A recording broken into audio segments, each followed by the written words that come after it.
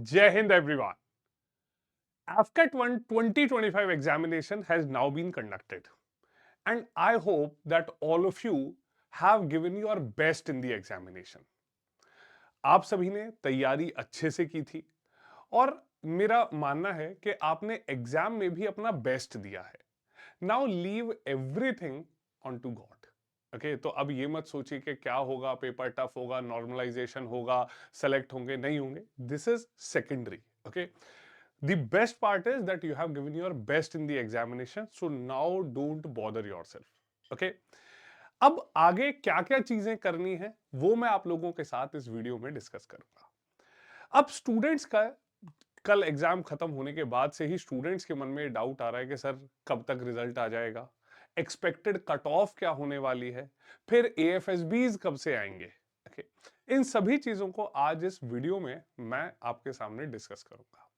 So first and foremost यहां पर सवाल उठता है कि एक्सपेक्टेड रिजल्ट डेट क्या है. ओके, तो अगर हम लोग एफकेट 2 2024 की बात करें तो ये एग्जामिनेशन हमारा 9, 10, 11 अगस्त को कंडक्ट कराया गया था और इसका रिजल्ट डिक्लेयर हुआ 27 ऑफ सितंबर को. क्लियर? सो अराउंड 40-45 डेज यहां पर रिजल्ट में लिए गए थे. ओके, अगर सेम इसी क्राइटेरिया को देखा जाए तो एफकेट 1 2025 जो है ये आपका 23rd ऑफ फेब को कंडक्ट किया गया है.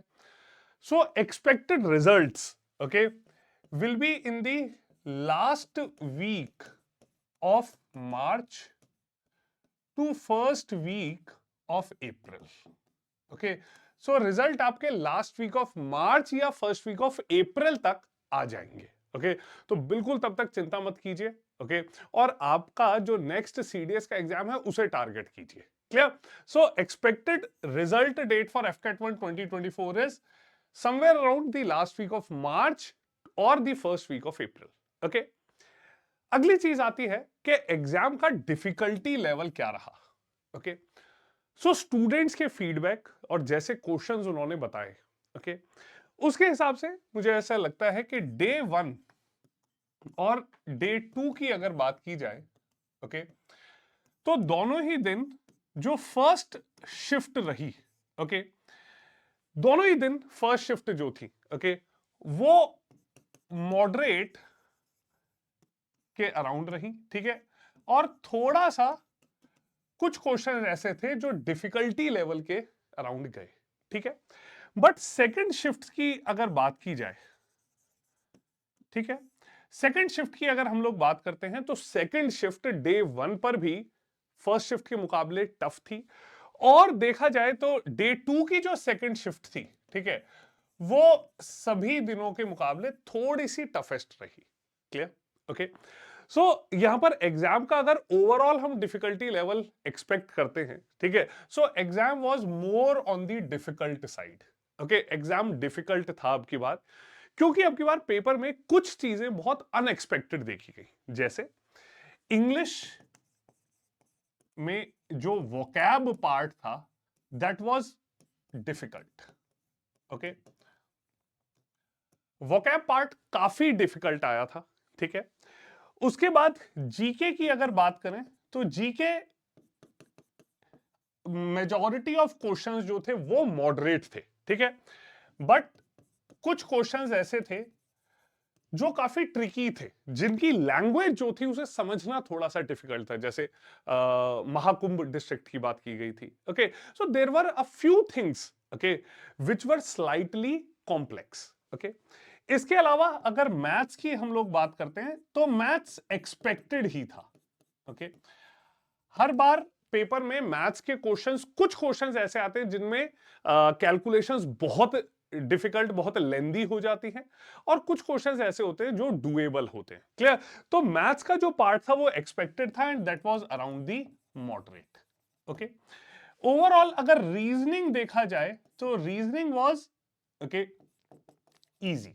ओके, रीजनिंग के क्वेश्चन इजी रहे इवन दो सेकंड शिफ्ट जो थी डे 2 की, ओके, वहां पर स्टूडेंट्स ने बताया कि सर रीजनिंग के भी कुछ क्वेश्चंस थे वो जो टाइम टेकिंग थे. Okay, but by and large अगर देखा जाए तो रीजनिंग काफी एक्सपेक्टेड थी और वो इजियर साइड पर ही थी. क्लियर? बट ओवरऑल पेपर, क्योंकि इंग्लिश एक ऐसी चीज है जो स्कोरिंग सब्जेक्ट हुआ करता था स्टूडेंट्स का, और अब की बार इंग्लिश में वोकैब काफी डिफिकल्ट पूछी गई। ओके, जीके के कुछ क्वेश्चंस थोड़ी ट्रिकी रहे, मैथ्स एज यूजुअल लेंदी रहा। ठीक है, so overall the paper was on the difficult side. ठीक है, डिफिकल्ट था थोड़ा सा, जो वेरिएशंस अब की बार पेपर में हुए that made the examination slightly difficult. Okay, now expected cut off की अगर बात की जाए, ठीक है, expected cut off overall normalization को अगर हम देखते हैं तो अब की बार मुझे लगता है कि नॉर्मलाइजेशन से बहुत ज्यादा इफेक्ट नहीं पड़ेगा। प्रीवियसली एग्जाम्स में 3 दिन एग्जाम कंडक्ट होता था, टोटल 6 शिफ्ट्स में एग्जाम कंडक्ट होता था, बट अब की बार टोटल 4 शिफ्ट रही। ओके, और एग्जामिनेशन का जो डिफिकल्टी लेवल रहा, ओके, लीविंग 1 और 2 शिफ्ट, ओके, वो ऑलमोस्ट सिमिलर था सभी में। Clear? So expected cut of मेरे हिसाब से 138 मार्क्स से मैक्सिमम 144 के बीच में जा सकती है। Okay, 138 to 144 is expected cut off from my side. Okay, इसी के बीच में रहेगा, क्योंकि इंग्लिश ने अब की बार काफी जो फैंसी चीजें इंग्लिश में पूछी गई उसने स्टूडेंट्स की प्रिपरेशन को थोड़ा सा तो उन्होंने पीछे धकेल दिया था। ओके, सो यहां पर मुझे लगता है कि 138 टू 144 एक अच्छा एक कट ऑफ हो सकती है। सेफ स्कोर की अगर बात करें तो काफी स्टूडेंट्स पूछते हैं कि सर क्या हम एएफएसबी की प्रिपरेशन शुरू कर दें। ओके, तो मेरा ये मानना है कि अगर आप लोगों का स्कोर 150 या 155 प्लस है, ठीक है, आपकी कैलकुलेशंस के हिसाब से। अब काफी स्टूडेंट्स कहेंगे अरे नहीं सर ये तो बहुत ज्यादा है। देखिए मैं इसलिए बताता हूं क्योंकि क्या होता है कि हम लोग एक तो एक्यूरेटली याद नहीं रखते कि हमें कितनी क्या क्वेश्चंस करके आए थे, क्या आंसर हमने मार्क करे। ठीक है, क्वेश्चन पेपर मिलता नहीं है। क्लियर? सो आप लोगों को 8 टू 10 मार्क्स का वेरिएशन लेकर चलना चाहिए। ठीक है, तो आपका अगर स्कोर 150 टू 155 के ऊपर है, ओके, तो आप सेफ स्कोर में हैं। ठीक है, और आप एएफएसबी की प्रिपरेशन शुरू कर सकते हैं। ठीक, इसके बाद अब एक्सपेक्टेड एएफएसबी डेट्स, तो एक्सपेक्टेड एएफएसबी डेट्स जो हैं वो मई 2025 से शुरू हो जाएंगी।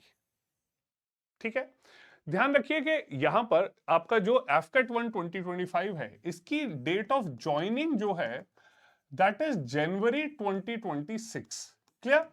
और एएफएसबी जो है वो यूजुअली 5 टू 6 मंथ्स, ठीक है, और कई बार एक आध महीने, जैसे प्रीवियस केस में सीडीएस ओटीए के एसएसबी थोड़ी जल्दी आ गए, तो 1 महीना और अगर बढ़ा लिया जाए तो मई 2025 से आपके एएफएसबी शुरू हो जाएंगे। तो अगर आपको लगता है कि आप स्कोर के बहुत ही सेफ जोन में हैं, सो प्लीज एएफएसबी की प्रिपरेशन शुरू कर दीजिए। इसी के साथ साथ आप लोगों की सीडीएस 1 2025 की प्रिपरेशन को बहुत मजबूत करने के लिए, ठीक है, यहां पर आप लोगों के लिए कंप्लीट रिवीजन बैच हम लोग शुरू कर रहे हैं। ठीक है, यूट्यूब पर ही आप लोगों का एग्जाम 13 अप्रैल को है। ओके, कंप्लीट रिवीजन में मेजरली हम लोग टारगेट करेंगे जीके को।